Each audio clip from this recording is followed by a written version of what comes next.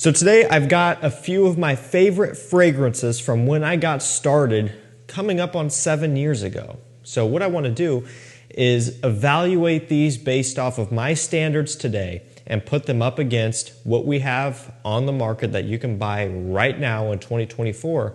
And I kind of want to go through and see, are these as good now as they were back then? And do I still like these now as much as I did back then? I mean, just think about the sheer volume of new releases that are happening every single year from all of the major brands. And then take into consideration it's been 7 years since I got these in. So a lot has changed. So many fantastic new releases have hit the market. Let's see if these still hold their own or not. So this first one, man, it's an obvious one for me already. I know what the answer is, you know what the answer is, but it needs to be said. Acqua di Gio Profumo. Is this one still as good now as it was when I first got it? The answer is without a doubt, yes. This to me is still one of the best aquatic men's fragrances out there, especially because it is a little bit more smoky and dark. Just has a lot more going on than your standard fresh summer scent, because it has the incense and patchouli along with the sea notes and some of the citrus off the top. It gives it a little bit more of a nighttime edge, a little bit more of a masculine, mysterious feel. You've heard it a million times. And this, at one point in time, was my go-to signature scent every day, pretty much any time of the year, but I especially favored it in summertime. And even now, 7 years later, I'm still wearing this all the time. However, nowadays, you're going to be buying Acqua di Gio Profumo instead. They are essentially the same thing. There are a couple very minor differences between Profumo and the new Parfum that's on the market now, but it's very, very slight. Most people will never know the difference. So yes, in my opinion, Acqua di Gio Profumo is still worth buying in 2024. It can still hold its own up against all of the other aquatic, marine, fresh, summery scents, without a doubt in my mind. And really, it's going for like $120 right now for the 4.2 ounce. If you look on retailers, they shifted things around. Now they're putting out Profondo and the Parfum in 100 mLs again. So right now, if you hit the link down below, you can get the Parfum 125 for, again, around $120. That's a great deal for this DNA. Next up, we have Jean Paul Gaultier Ultra Male. I'm sure any of you who have been around for a while now can remember the love and the hype surrounding this one, and also the hate surrounding this one, because this is a very, very divisive one, very polarizing, and I completely understand. I'll be the first to admit this is not going to be something that everybody's going to like. Be very careful with this one, okay? And again, this is old at this point. Nothing new here. Most people have figured this out by now, but especially when this one was just getting hyped up back then, man, a lot of people were just diving in and then being upset when they didn't like it that much. This is one of the sweetest men's designer fragrances I have ever smelled. So if that's something that startles you, you might want to sample this one first. But again, a lot of you have probably tried it at this point. I loved it back then. It always has reminded me of the season of fall, autumn, even more so than winter, which this is probably more of an appropriate winter scent given the level of sweetness. You need, freezing 0-degree temperatures to really tame this one down. But I really enjoyed it the most in fall, when it's hoodie weather, 50 degrees, 40 degrees, a little bit chilly, but not crazy, crazy cold. That's when I really like this one the most.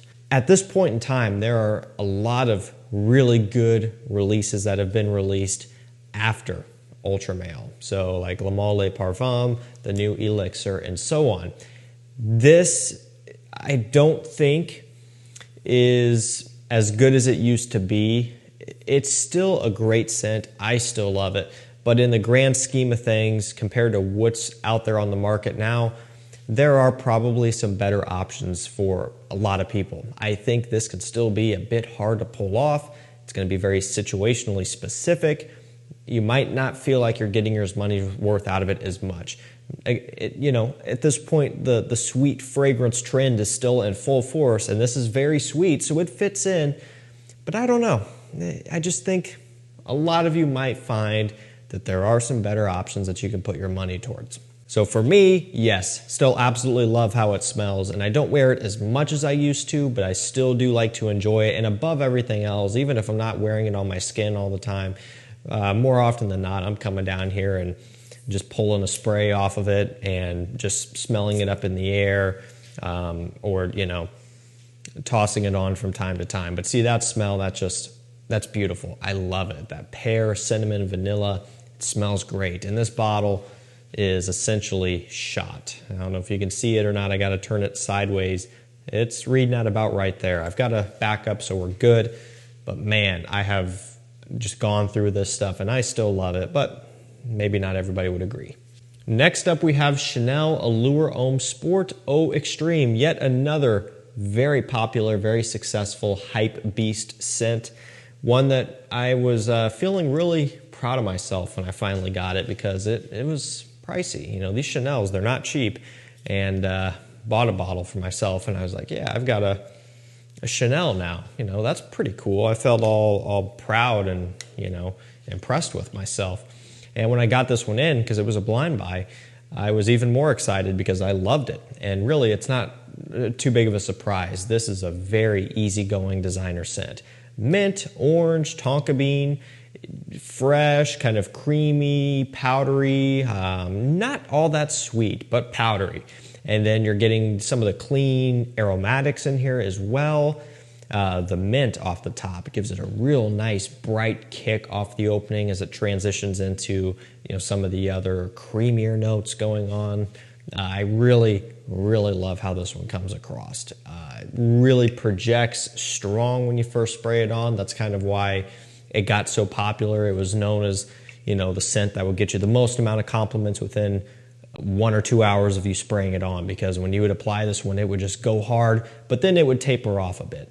And so how does this one stack up in 2024? Personally, to me, it's still a no-brainer purchase. You might not see it talked about and featured in every video nowadays like it used to be, but that doesn't mean it's not good anymore. This is one that I would still recommend to a lot of guys out there, and sometimes may even be a better choice than a Bleu de Chanel, because obviously the pioneer of the blue fragrance, Bleu de Chanel, and all of its variants are fantastic, and I love them, by the way. I'm not hating on Bleu de Chanel at all, but sometimes I think you might get a little bit more use out of Allure Homme Sport Extreme while also standing out a bit more at the end of the day, because the blue fragrance genre has taken over. This is still a little bit kind of off in its own category over here, and I think you might really appreciate it. Next up, we have Prada Luna Rossa Carbon. You know, again, guys, the trend here is hype beasts. Remember, when I was first starting out, I was impressionable. I was just following what everybody else was saying because I had no idea what was going on, really. So I'm like, okay, this guy's saying this is good. He's saying this is good. I'm just going to buy all this stuff. And so I did. I was following the hype, and a lot of them turned out to be phenomenal. This is yet another one that I got in blind buy and loved it immediately. So what's the deal with this? Okay. At one point, it was a more affordable alternative to Dior Sauvage. So this is at around the time Sauvage was just going like crazy. Not only was it a more affordable alternative at the time, but it was also a little bit more of a smooth alternative to Sauvage. This is important, guys. I'm talking in the past when Sauvage Eau de Toilette was the only Sauvage. There was no eau de parfum or anything else. It was Sauvage Eau de Toilette or nothing else.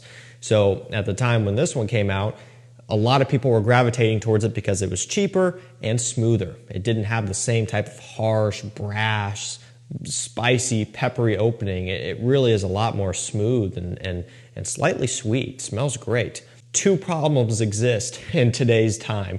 First being, this is not really necessarily a more affordable alternative to Sauvage anymore, for one, and for two, now we have smoother Sauvage in the form of Sauvage Eau de Parfum and Sauvage Parfum. And if you really want to go wild and have something completely different, now there's a Sauvage Elixir.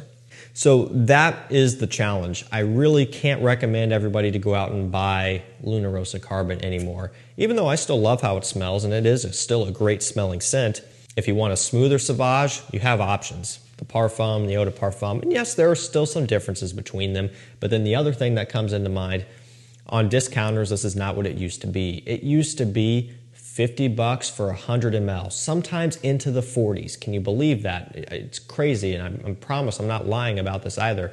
A lot of you guys who've been around can corroborate this as well. 45 to $50 all day long. No longer the case. It's not necessarily a whole lot cheaper than Sauvage. If you're shopping smart on discounters and maybe you score a tester of the Eau de Toilette, you're not saving a ton of money here. It's to the point where you could just pony up the extra, $20-ish, $25 and get Sauvage instead of this. So because of those reasons, this isn't one that I think is going to be worth really picking up these days anymore. And you can also kind of see that as well because it's just not being talked about like it used to. So let's jump over to a Creed up next. Guys, this might be something, if you're new to the channel, you didn't know this, but Creed was the first niche brand that I truly fell in love with and started collecting like crazy. So my first niche purchase was a Mancera, it was Cedrat Boisé, but the first brand that I really just got obsessed with and just felt like I had to collect them all and start collecting older bottles and older batches and the rare and discontinued ones, it was Creed. So these days, if I sound like a Creed hater, I'm really not. I have given so much of my money to not Creed directly because I wasn't buying these at retail, but I've just sunk a lot of my money into Creed fragrances, and I still have all of them, haven't really sold any, a ton of them, a whole bunch. Now, I'm not going to feature a Ventus because that's a very obvious one, but instead, one that I don't talk about all that much anymore, Erolfa. I got this one pretty early on. This is, let's see if it's still, ooh, that is starting to wear off. 11Z01. Might be the lot number on this. It's one of the ones with ink, and it is not looking too good. I think it's an 11Z01. That's what it looks like. So 2011 bottle. You can see the atomizer. The tube in there is a little bit thicker with the ball bearing and the sprayer inside. That's a first generation atomizer. So old stuff. You can also tell right there. Love Erolfa, and today I still love it just the same. So you really aren't going to hear about this one all that much. A lot of the others are just more popular, but I love it. It's got ambergris, lime, bergamot, melon, and a whole bunch of other notes. It is a fantastic marine scent. Not necessarily aquatic, more so marine. So it's not like super light and watery and that style. It's more of a saltier, kind of by the ocean side, citrusy, fruity scent with the melon in here.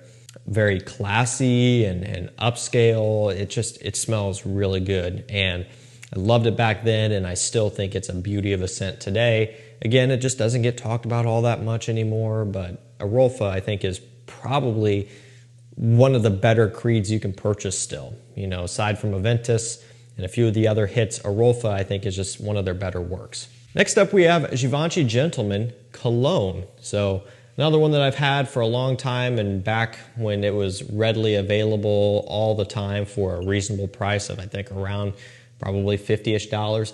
I was talking about this one as much as I could. Spring videos, summer videos, if I could fit in Gentleman Cologne, I would toss it into a list because I think it's great. This one has bergamot, iris, and lemon. It's a nice, slightly floral, peppery, citrusy scent with a very slight hint of a sweetness from the iris, but just, it's very minor. So at this point in time, it's just getting harder to find. It used to be readily available, not so much anymore. Also, I think that while it's still amazing, and while I still think it is worth tracking down a bottle of this one, you can also get a similar result from a lot of other newer, fresher scents. Still amazing, still love it, but if you can't get a bottle or you don't have it or whatever, don't lose sleep over it. There are other things out there that will get you a very similar result. Not even necessarily like a clone of this or anything, but just other fresher, petitgrain based scents. I mean, you could even go for like a Dior Homme cologne. You could go for, like Bulgari Man wood essence, Bulgari Man neroli essence. If you want to go over to niche, you could go for Xerjoff Neo, Xerjoff Kobe, and tons of options for you that will give you a similar result. Last up for this video, one that I absolutely love and still do, gave it away already, but it's Nautica Voyage. If it was 50 bucks on discounters, I would say move on and find something else for the money, but it's not. It's still a $20 scent. I've seen where people have gotten it for less. I've seen it marked down in, like rack stores or department store sales bins for like 10 bucks. The stuff is just dirt cheap. And even today, 20 bucks to me is still considered dirt cheap, even though that's, maybe not, but still is relative to all of the other releases, which are continuing to go up in price. It used to be a lot of designers would come in for 50 bucks even, but even those are starting to go up now. So for the price that this one comes in at, the green apple, the green notes, the watery notes, this kind of cucumber smell off the opening, musk, some woods. I mean, it's an absolute no-brainer at this price point. It's just, it was great then and it's still great now. Love it or hate it, it's truly something pretty remarkable. All right, guys, that's going to do it for me. Those were some of my favorite fragrances about 7 years ago, and now quite a few of these still are. As far as a monetary standpoint, there are a couple of these that don't make sense like they used to, but the overwhelming majority are still top-notch in my opinion and still worth a pickup. I'll link them down below. Thank you guys so much for watching. Stay safe, stay healthy. We'll see you tomorrow with another one. Take care.